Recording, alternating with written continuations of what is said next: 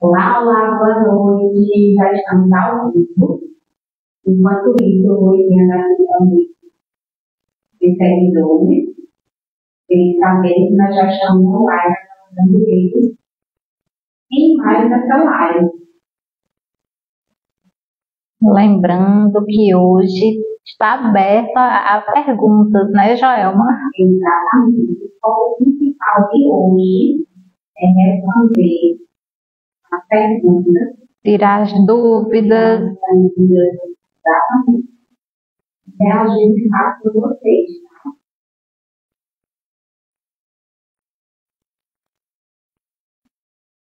Quem for chegando já vai mandar o olhar aí, por favor. Está vendo que vocês estão ouvindo.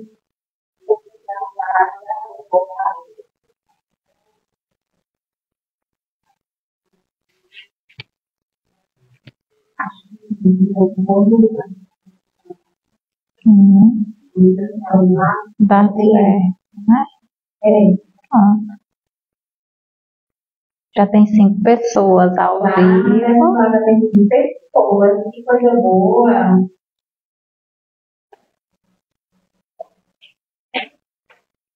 E aí, como estão? Boa noite. Boa noite, pessoal. A Lu está aqui com o celular dela, tá? Para ir lendo as perguntas de vocês e ir respondendo aos poucos, tá? Que horas são? 7h23. 7h23. Daqui a pouco a gente começa de fato. E para que eu possa estimular, juntamente com a Lu, a fazer perguntas, eu vou fazer uma breve abertura aqui, relembrar a temática que nós estamos abordando e dar aquela deixazinha para vocês tirarem as dúvidas de vocês. Tá bom? Combinado assim? Vocês podem me responder, por gentileza, se estão nos ouvindo bem? Finalizem aí se estão nos ouvindo. Coloquem um joinha aí pra gente.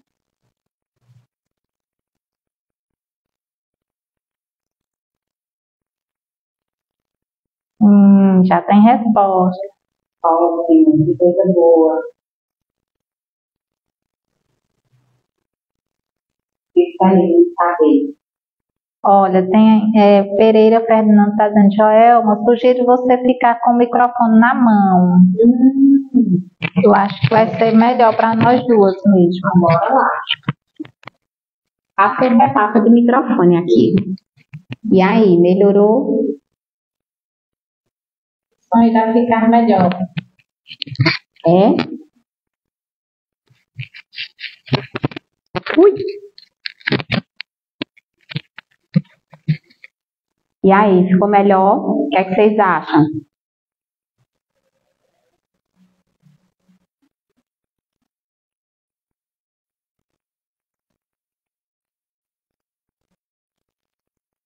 Não tá bem o quê? Alguém falou aí?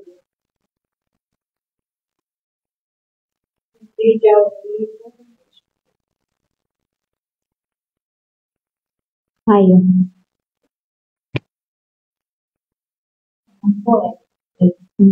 É a distância. A gente vai ficar fazendo essa troca de microfone mesmo. Falando aqui, depois eu passo para você na hora de responder.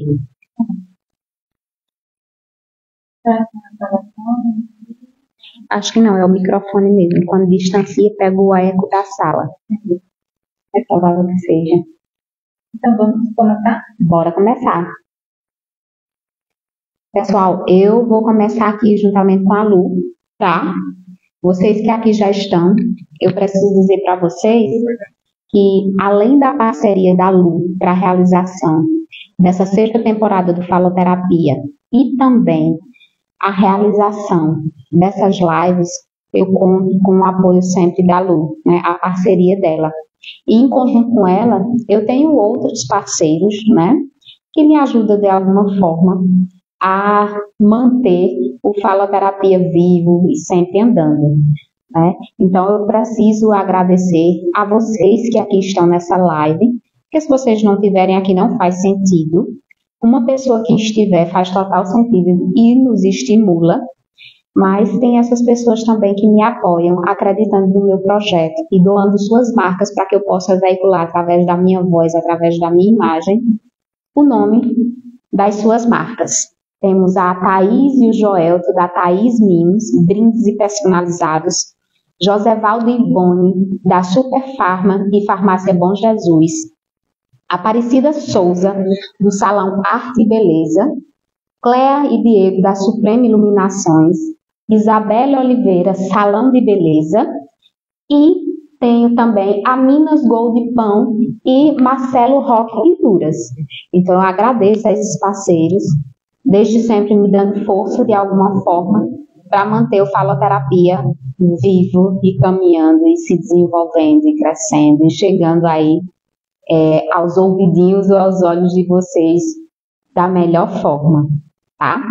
E agora, para que a gente possa estimulá-los a fazer perguntas nessa live e também estimulá-los a essa reflexão, que é o grande tema, a grande temática, o grande título dessa sexta temporada, que é a troca de papéis, né? Chegou a hora de cuidar dos nossos pais. E não necessariamente precisa ser o pai. Alguém que criou você, alguém que cuidou de você, alguém que hoje é a principal referência do núcleo familiar seu, né? E agora depende, ou pode chegar o momento que dependerá dos seus cuidados.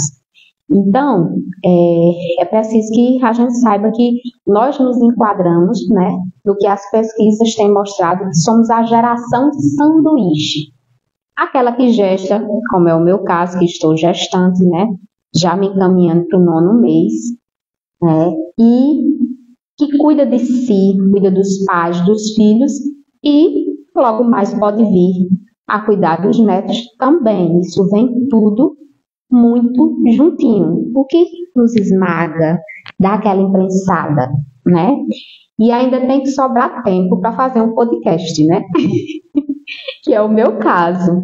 E tem que sobrar tempo, na maioria das pessoas, para trabalhar fora, para fazer algo, gerar renda de alguma forma, ou então acaba não conseguindo por conta dessa demanda do cuidado de outras pessoas, né?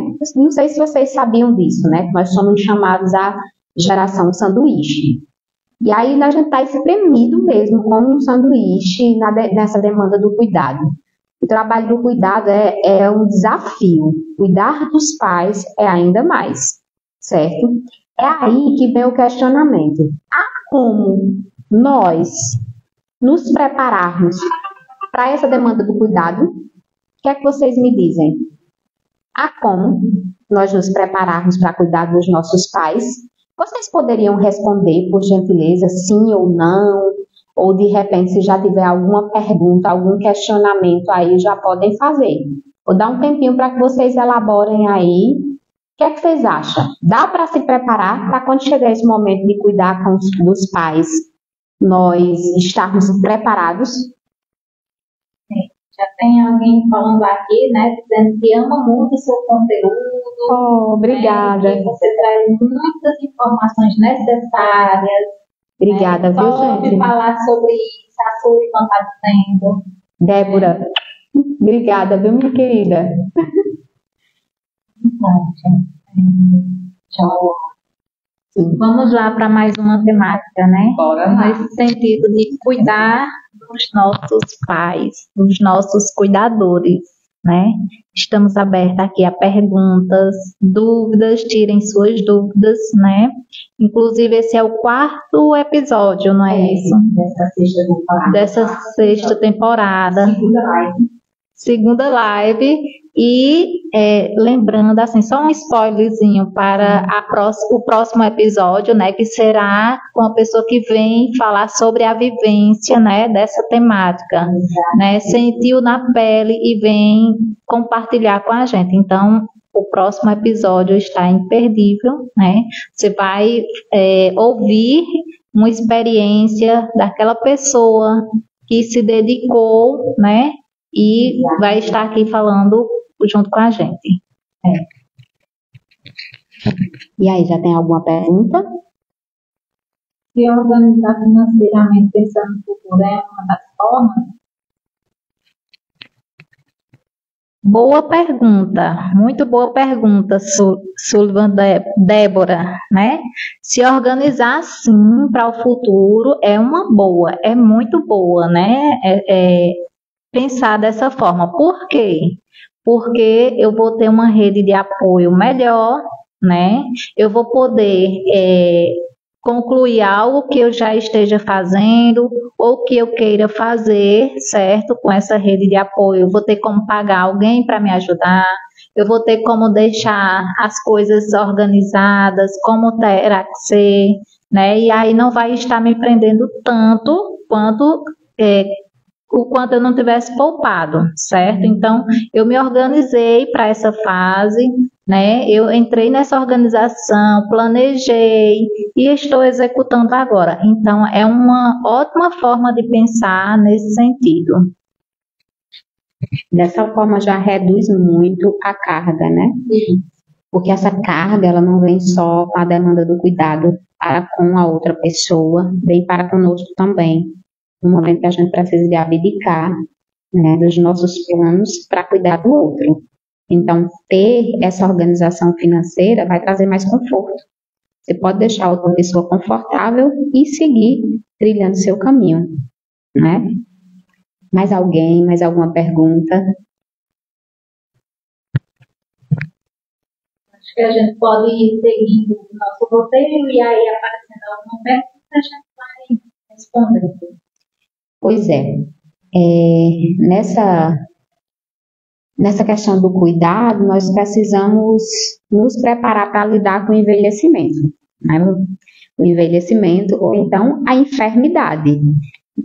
Seremos nós agora que ampararemos, acolheremos, seguraremos na mão, medicaremos muitas vezes, cuidaremos, né? E para que haja sintonia, harmonia no lar em que o cuidado aos familiares se instaurou, a reorganização do núcleo familiar é necessário, se faz necessário no caso de tomar essa demanda de cuidado para com os pais ou com um ente, né, um familiar, em dado momento da vida, seja pela chegada da vida idosa ou por uma limitação. A rotina de uma família com inserção dessa demanda pode mudar significativamente. É uma realidade que chega, minha gente, valendo. E hoje, mais uma vez, né, acompanhada da Lu, que nos ajudará a desmistificar esse desafio que é como se preparar para cuidar dos pais, aí eu já lhe faço uma pergunta, Lu, né, que já essa pergunta, nós já fizemos a primeira pergunta, como se preparar, mas tem uma questão também, que tem um ônus aos cuidadores dessa demanda, nessa inversão dos papéis. Quem cuida também sofre algum prejuízo, né? E aí você poderia nos explicar essa questão dos prejuízos e também de quem cuida? Com toda certeza. Né? O cuidar, ele exige muito da outra pessoa. Então, assim, quando a gente se dedica, né, aos cuidados com outra pessoa, automaticamente a gente vai se esquecendo, né? E aí acarreta em problemas de saúde, né, física e mental, né? A gente chega a ter um certo prejuízo se não se cuidar, se não estiver em dia com os seus cuidados, né? A carga de estresse sempre está presente, e aí é preciso ter um olhar para isso também, né? Eu estou cuidando, mas eu preciso ser cuidada também, e me cuidar, e ir atrás, e buscar. E assim, essa busca, a Lu falou, e é muito interessante, buscar o conhecimento e também as formas de desopilar, né? Formas de não deixar, né, a sua vida social fluir, né? Tem alguma pergunta aí, Lu? Tem sim.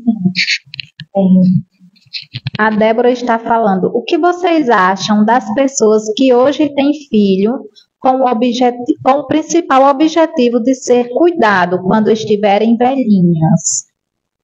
Boa. Muito boa essa pergunta. Então, Débora, veja só, as pessoas por si só entendem que têm os filhos justamente para ter esse amparo no final da vida, né? A gente vem falando aqui sobre essa temática, mas a gente precisa entender como foi essa criação, né? Como foi esse vínculo familiar desenvolvido, né? A gente precisa levar em conta tudo isso. Por quê? Porque se eu tenho esse objetivo de ser cuidada lá na frente, eu preciso construir uma base sólida, segura, amável, né, para não ter que impor, né, lá na frente. Então, automaticamente, quando eu faço isso, com tudo que eu posso dar, né, e que ali seja capaz de rever essa situação, nossa, fui cuidada, agora eu realmente preciso cuidar de quem cuidou de mim, ter esse olhar, né, mais carinhoso, dedicado, né? Então, assim, é preciso ter uma base construída, né, diante do amor, do respeito, né, do fortalecimento, para que se chegue nesse estágio e realmente seja cuidado por aqueles que você cuidou. Exatamente. Concordo plenamente com a Lu. E tem uma outra questão também. Eu acho muita. Eu não sei que palavra utilizar agora mesmo. Eu estou gestante, eu tenho uma filha de 12 anos e eu não jogo essa responsabilidade em cima da minha filha. E um exemplo também que eu quero trazer para vocês é essa exigência também de, por exemplo, ter um filho, vai cuidar do outro. A Karina está falando justamente isso. Olha isso, Karina. Vamos. Quer ler, Jorge? Quero sim. Boa noite. Ter filhos não é sinônimo de ter alguém para retribuir tudo o que fazemos por eles. Exatamente, Karina. Concordo com você, viu? Olha, o desejo do cuidado, assim como o cuidado, deve ser genuíno. Não adianta forçar só porque é filho, porque tem essas questões da relação construída ou mal construída, certo? E eu sou sincera a dizer para vocês, eu sou muito, tenho pensado muito. Eu estou gestando depois de 12 anos da minha primeira filha, quase 12 anos depois da minha primeira filha. E eu não penso nas minhas filhas como potenciais cuidadoras, pela seguinte razão. Nós estamos em fases de vida em que os nossos filhos alçam voo mais cedo, certo? Vão buscar suas carreiras. Então, eu não posso dizer que posso contar com esses filhos, né? Vai chegar o momento em que eles vão para a vida. E se eu quero um cuidado, um amparo, é melhor fazer uma poupança. É melhor fazer uma previdência privada, certo? Porque um dos principais desafios são as questões financeiras, certo? A contratar uma pessoa para cuidar de cada um de nós quando isso for necessário. Eu discordo dessa imposição do cuidado ter que ser obrigatoriamente dos filhos. Se não for genuíno, não vai dar certo, vai ter violência, certo? É o que a gente muito vê, vai ter abandono, certo? E não vai chegar a lugar nenhum, a não ser pessoas feridas, pessoas magoadas e mais mágoa, mais dor, e isso vai reverberar ao longo das gerações daquela família, certo? Realmente a pergunta que ela fez, na verdade, foi um ponto, né? Que ela pontuou aqui muito bem, né? E que a gente ainda hoje consegue ignorar isso, né? Acha que os filhos têm aquela obrigação de cuidar daquela pessoa que cuidou enquanto era criança ali.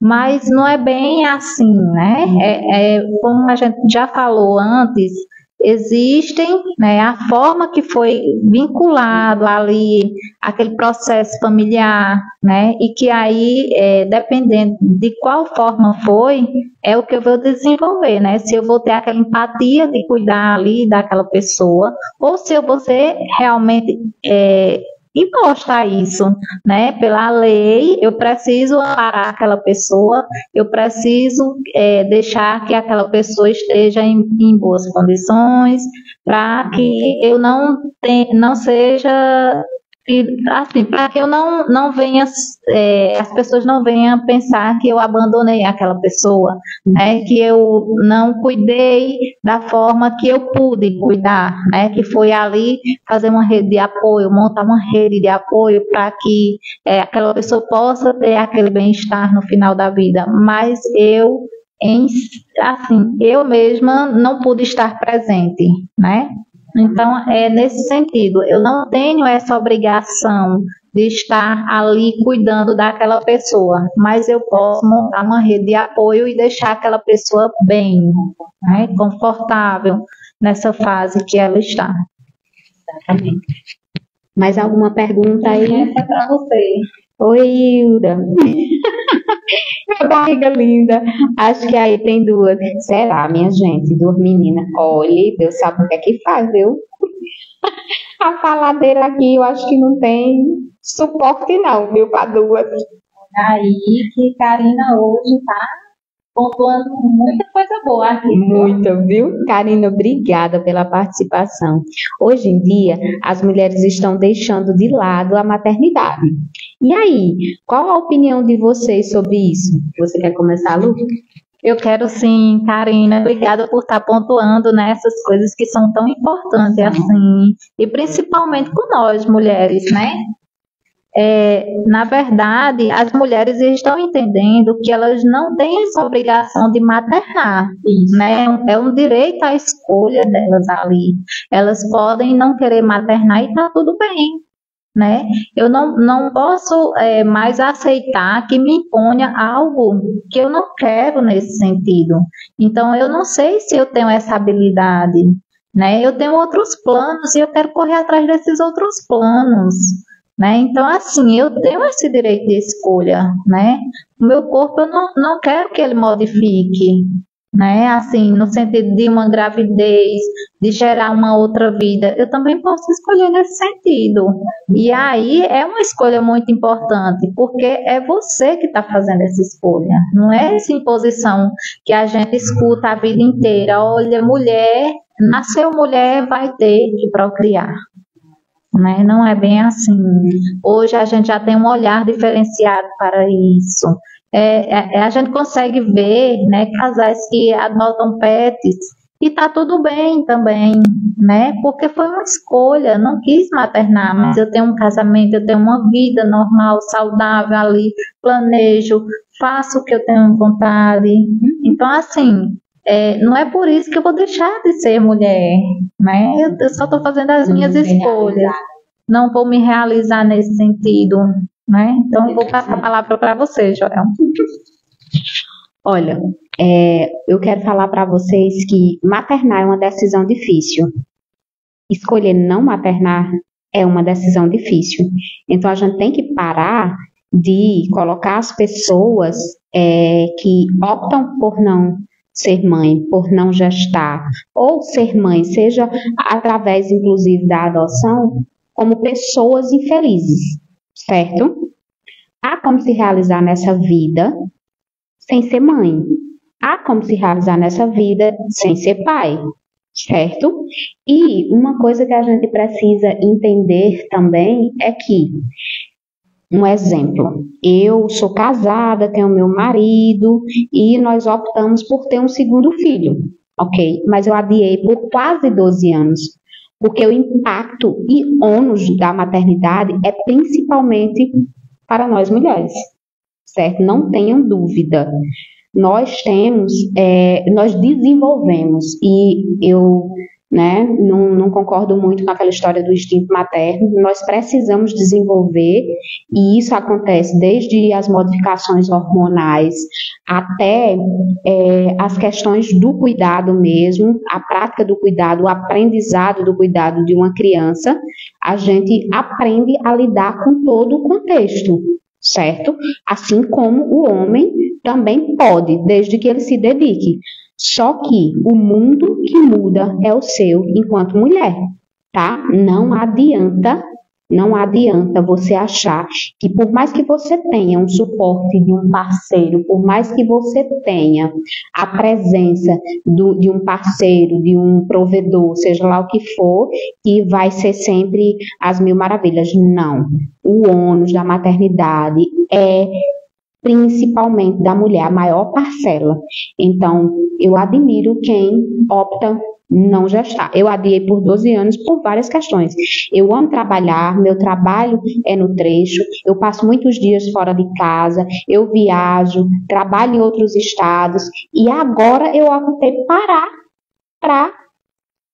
de trabalhar fora. Então, veja aí, eu estou adiando planos, abdicando.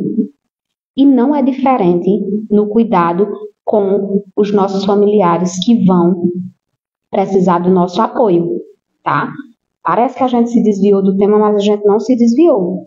A demanda do cuidado traz ônus. A gente não pode dizer, mas é uma retribuição de tudo que o meu familiar fez por mim, por meu pai. Não, você vai ter um ônus aí também. Não tenha dúvida.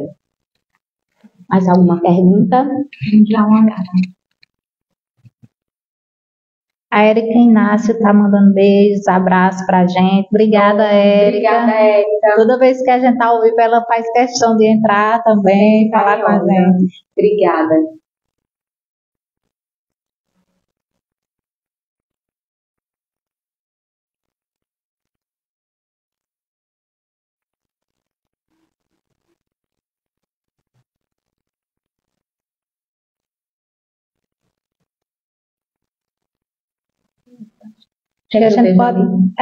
Acho que a gente pode fazer uma pergunta do seu cronograma, né? E aí, quando tiver mais, a gente vai respondendo.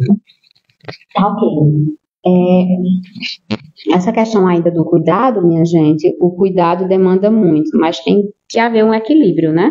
Aquilo que a gente vinha falando, que a gente não pode deixar de se cuidar, porque o que acontece é a gente acabar se esquecendo de nós mesmos, né? Há quem se dedique, se anule, e há quem se dedique, mas sem se anular, que é o ideal, não se anular. Você consegue, Lu, assim, enxergar esse modelo de cuidado no seu ambiente de trabalho, como psicóloga, que há essas pessoas que se anulam, mas essas pessoas que têm essa clareza de que não pode? Sim, Joelma. É evidente, né, que elas sabem que não pode estar se anulando, mas, infelizmente, a forma que elas têm de permanecer nessa situação é dessa forma. Por quê? Porque eu não posso tirar dinheiro de algo para fazer algo, né? Já está ali naquele sentido, e se eu tirar vai faltar no limite do limite. Então, como tinha a pergunta aqui sobre a questão financeira, né? Isso, um dos fatores que mais implicam. Isso, um dos fatores. E aí, quando ela vem chegar para uma consulta, para um atendimento, para uma qualidade de vida, né? É algo que ela tem que se desdobrar para poder chegar. Né? Então, assim, é evidente, né, que muitas sabem o que está passando, o que está se passando, mas em alguns casos, algumas não conseguem ali se desprender e realmente concluir ali aquilo que precisa, né? Para outras já fica mais fácil, mas a gente consegue entender que para a grande maioria não, e acaba se anulando, né? Tem uma outra pergunta aqui, que e mãe solo? Mãe solo tem um outro agravante, né? Eu já toquei nessa temática aqui, dessa questão de ser mãe solo, que é em relação aos lares. A maioria dos lares, minha gente, existem mães solos, estando com marido, estando sem marido, estando com parceiro ou parceira, existe.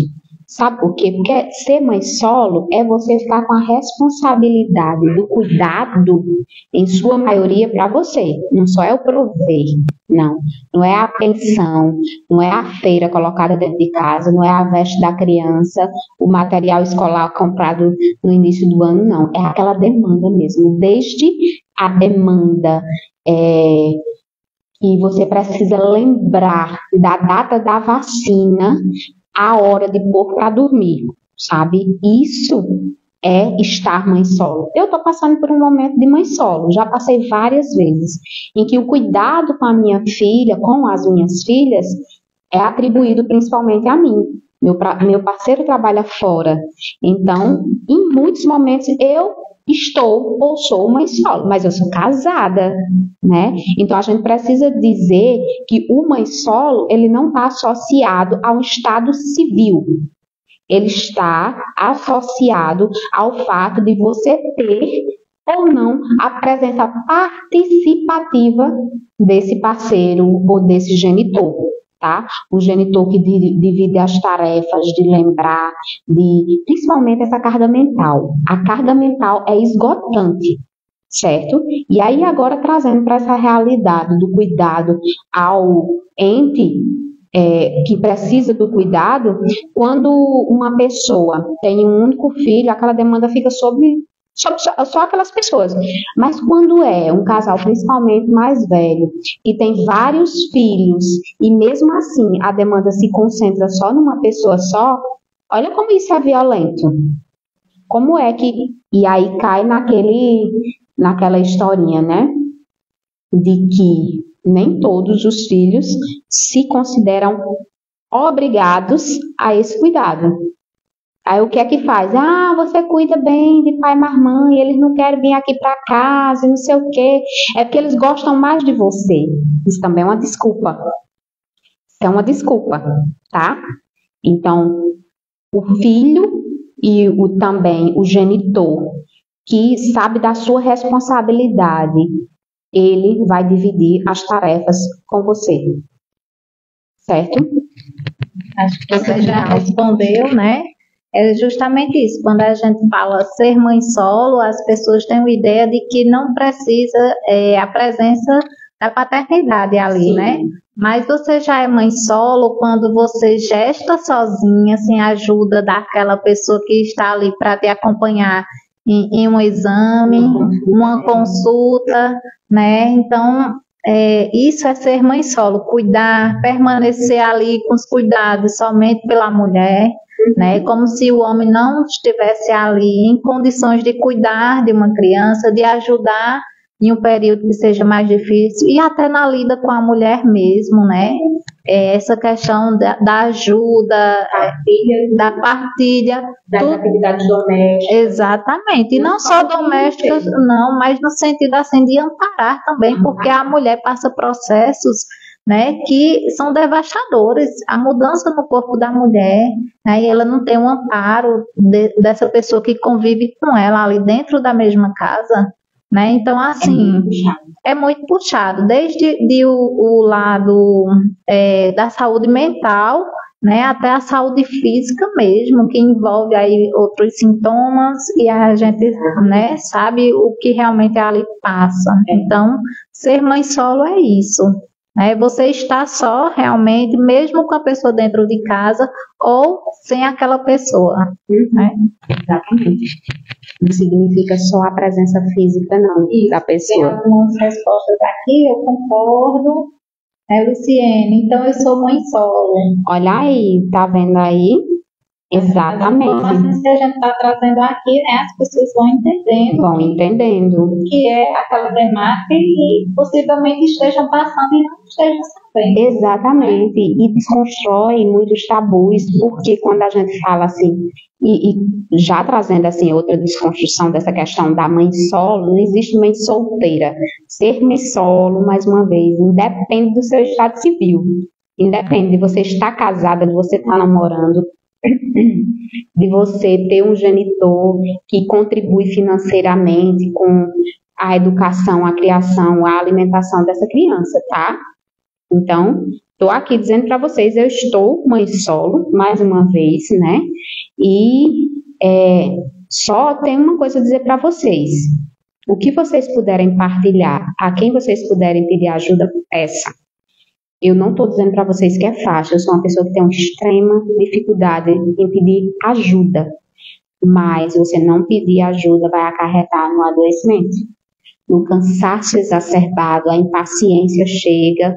Então, chega uma hora que você tem que largar a toalha, seja porque você não aguenta mais pelo cansaço, seja porque adoeceu, porque o corpo dá um jeito de desligar você. Eu já passei por isso várias vezes e meu corpo deu um jeitinho de dizer assim, não, pera ainda, já que tu não para, eu vou te dar uma razão. É uma gripe pesada, é uma dor na lombar, é uma virose, uma gripe pesada. Então, minha gente, nosso corpo é sábio, viu? Nós somos meio tapadinhos, mas nosso corpo é sábio.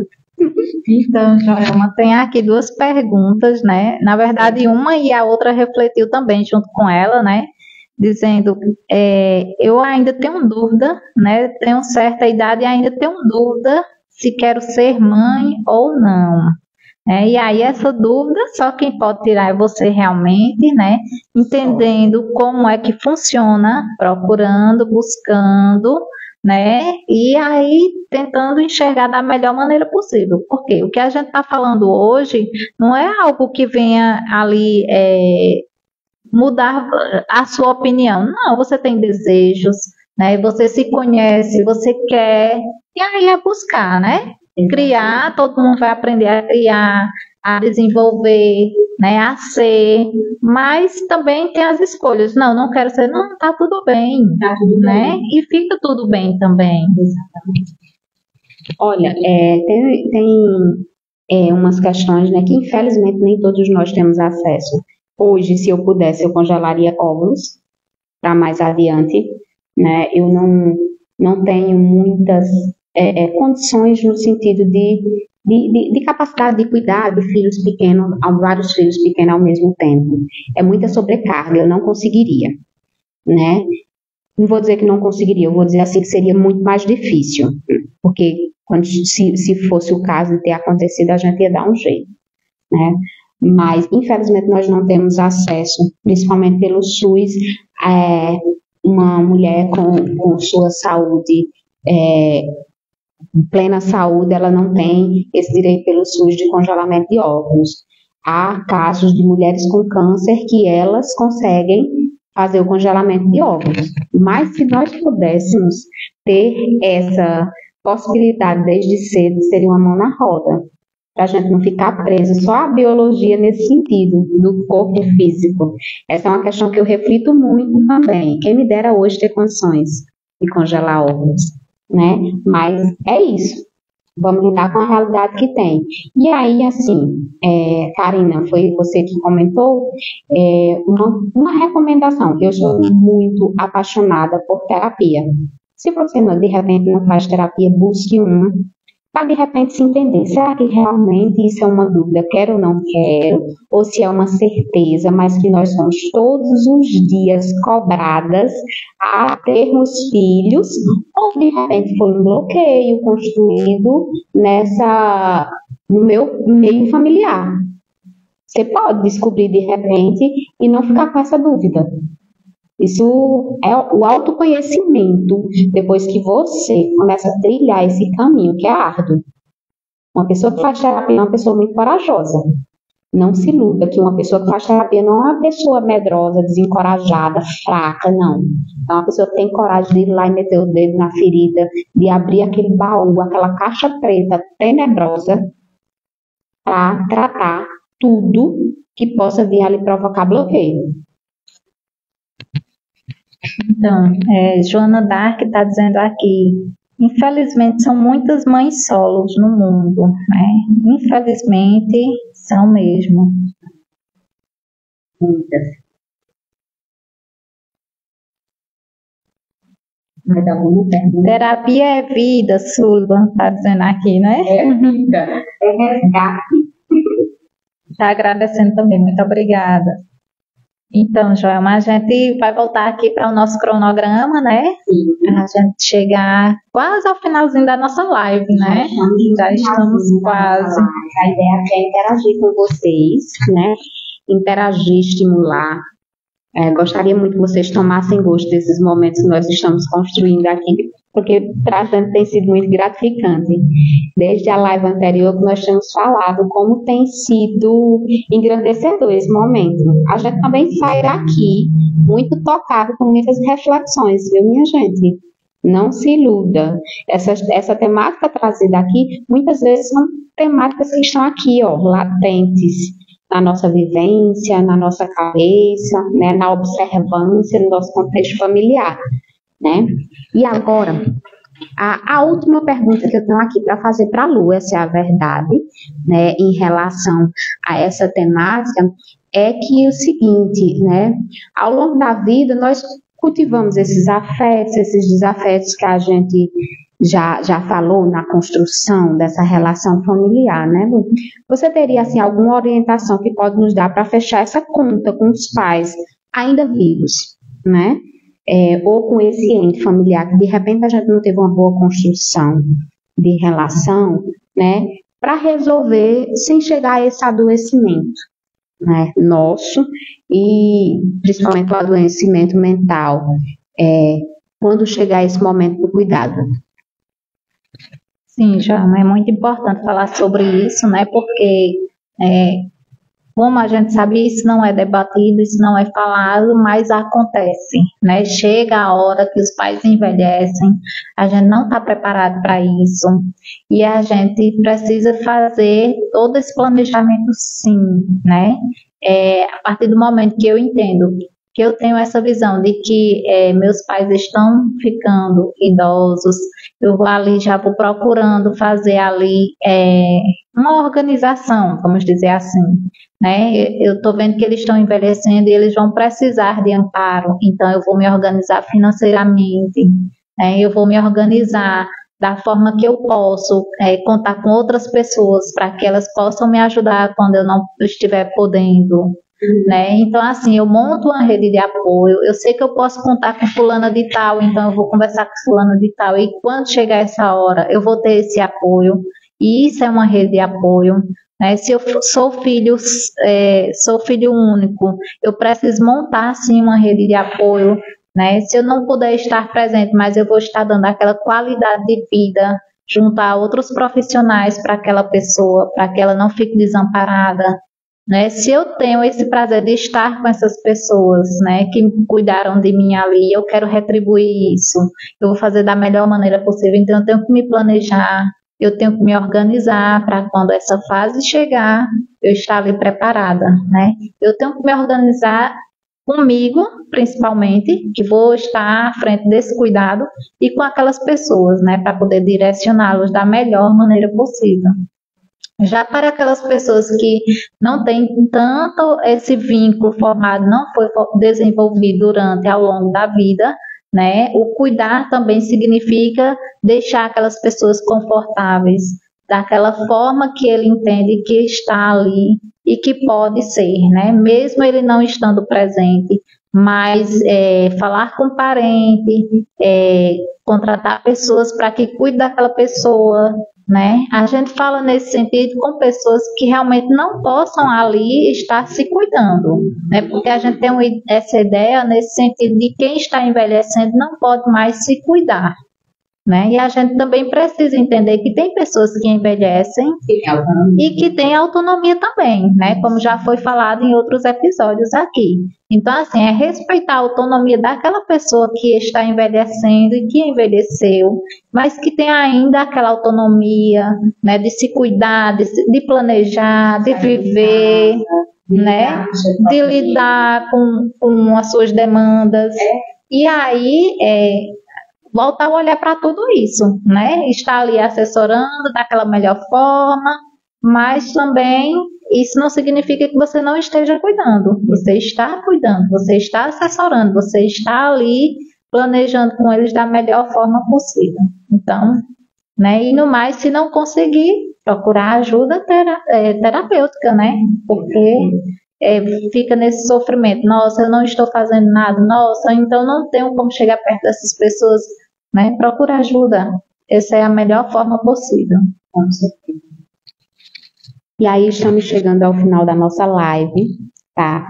Eu quero agradecer a todos vocês que chegaram, que saíram, que não puderam de repente acompanhar até o final e quem chegou até aqui, tá? Mas antes de tudo, Lu, eu gostaria que, por favor, você divulgue aqui o seu local de trabalho, seu atendimento, seu telefone para contato, para agendamento, quem tiver interesse, né? Lu como psicóloga. Não sei se no início eu falei, é uma falha minha, mas aproveitar e apresente seu trabalho aqui, por favor. Certo, gente, eu sou psicóloga, né? Eu acho que nos outros episódios foi falado e a gente continuou aqui com essa temática, então eu acredito que o pessoal já tem essa noção, né? Mas de qualquer forma, né, eu sou sim psicóloga, atendo aqui na Praça Sérgio Magalhães, no centro mesmo, no coração da cidade, que é para não ter erros de procurar, próximo à igreja aqui, né, no prédio da Rádio Cultura. Né? O meu contato é 879-9617-5455. Eu atendo por hora marcada, né? E aí tenho também as redes sociais, né? O meu Instagram é @psi.lusoares, né? Também é um meio de comunicação, estarei lá se tiverem dúvidas, questionamentos, é só ir lá no direct e falar, certo? E ficamos por aqui, minha gente. Muito obrigada por tudo, tá? Fiquem bem, fiquem em paz, fiquem com Deus. Um beijo da Faladeira. Agradeço muito cada um que passou por essa live, tá? Cheiro, cheiro, cheiro para vocês. Tchau.